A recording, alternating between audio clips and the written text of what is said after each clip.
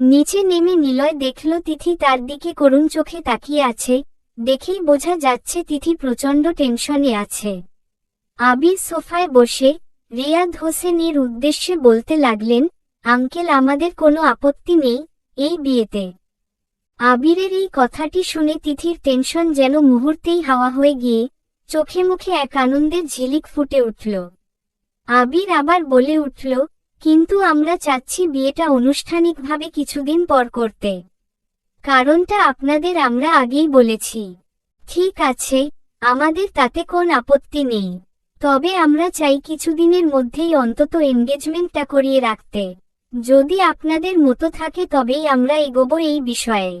নজরুল সাহেব বলে উঠলেন, না না, এতে আমাদের কোনো আপত্তি নেই।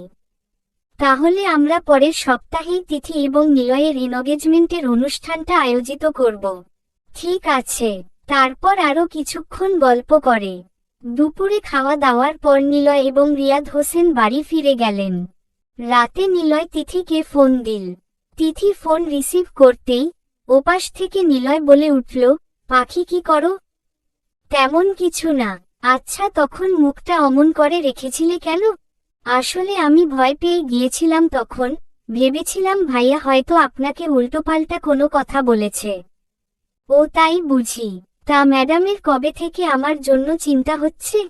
ও, তার মানে আপনি বলতে চাইছেন আপনার জন্য আমার কোন চিন্তাই হয় না কি, তাই তো?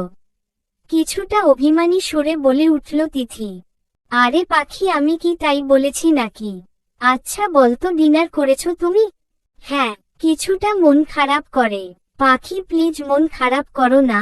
দেখো, আমি তোমাকে এতগুলো কিসি দিচ্ছি ফোনের এপার থেকে, তবুও মন খারাপ করে থেকো না প্লিজ। এই বলে নিলয় শব্দ করে 2-3টে চুমু খেলো ফোনের ওপর। নিলয়ের এমন কাণ্ডে তিথি হেসে ফেলল।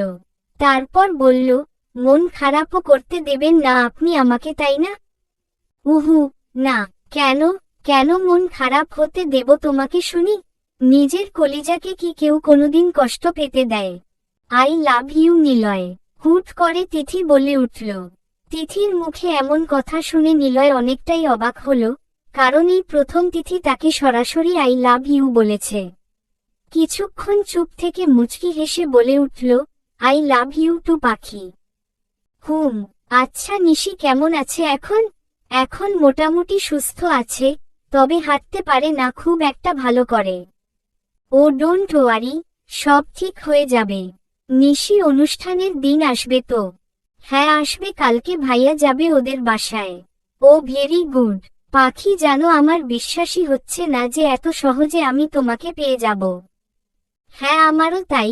আমি তো ভেবেছিলাম ভাইয়া কখনোই মেনে নেবে না, কিন্তু দেখুন সবার আগে ভাইয়াই মেনে নিল আমাদের সম্পর্কটা।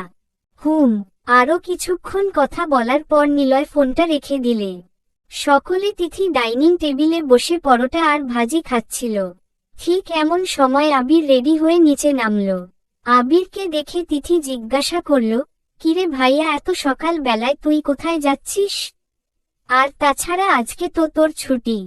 যদিও তিথি জানে বিষয়টা, তবুও আবিরের মুখ থেকে শোনার জন্য জিজ্ঞাসা করল। নিশিদের বাসায় যাব একবার। তুই আর নিশিদের বাসায়? But why? কিছুটা অবাক হওয়ার ভঙ্গিতে জিজ্ঞাসা করল। আরে তোর মনে নেই, নিশিকে চেক আপ করতে যাওয়ার কথা আমার? হ্যাঁ, কিন্তু আগের সপ্তাহে তো অন্য একজন মহিলা ডাক্তার গেছিল নিশিকে চেক আপ করতে। তাহলে সে আজও নিশিকে চেক আপ করবে নিশ্চয়ই। তাহলে তুই কেন যাচ্ছিস? আর এমনিতেও নিশি তো তার কাছেই নিজের চেক আপ করাবে বলেছে।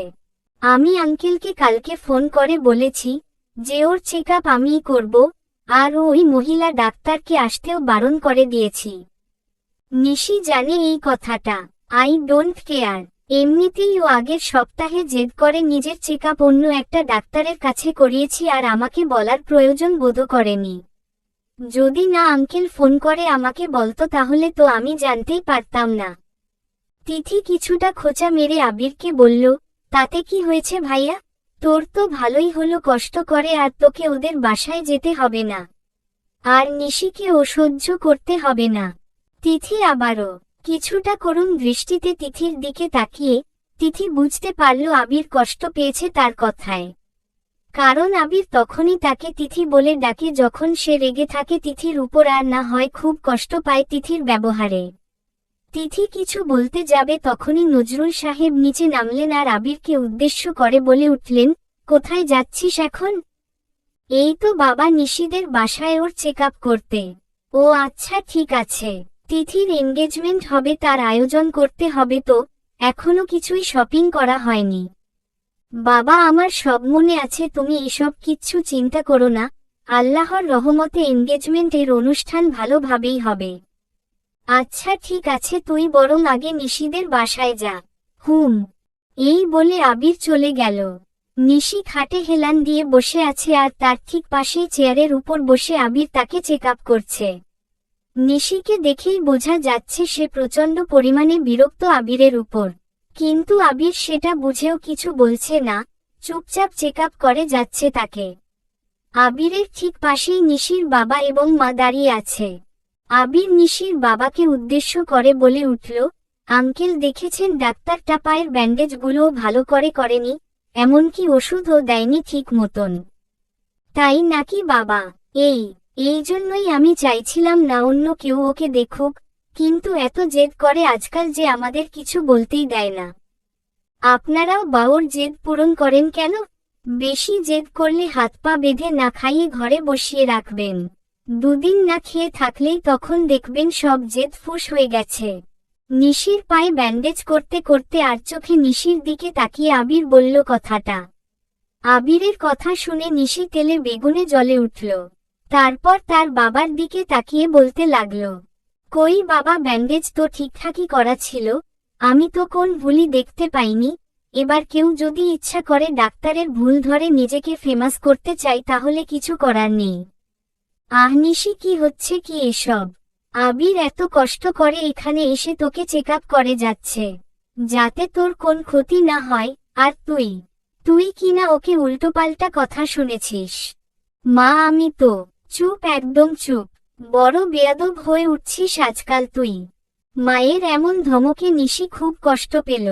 ঠোঁট উল্টে কাদো কাদো ফেস নিয়ে বসে আছে।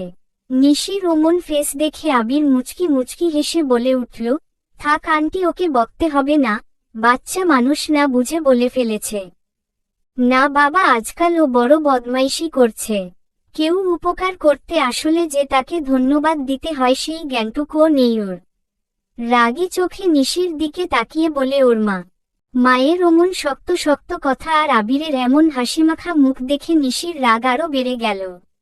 মনে মনে ভাবছে, আহা দরদ একেবারে উপচে পড়ছে, মেয়ের হয়ে সাফাই গাওয়ার বদলে মেয়ের অতীত ক্রাশ আর ভবিষ্যতে বাসের উপরে ডবল ক্রাশ খেয়ে তার প্রশংসায় পাগল হয়ে যাচ্ছে। আরে মাই মাদার পিংপং, তুমি কি এটা জানো যে এই সেই কালপ্রিট যে তোমার মেয়ের হাফ মৃত্যুর জন্য দায়ী?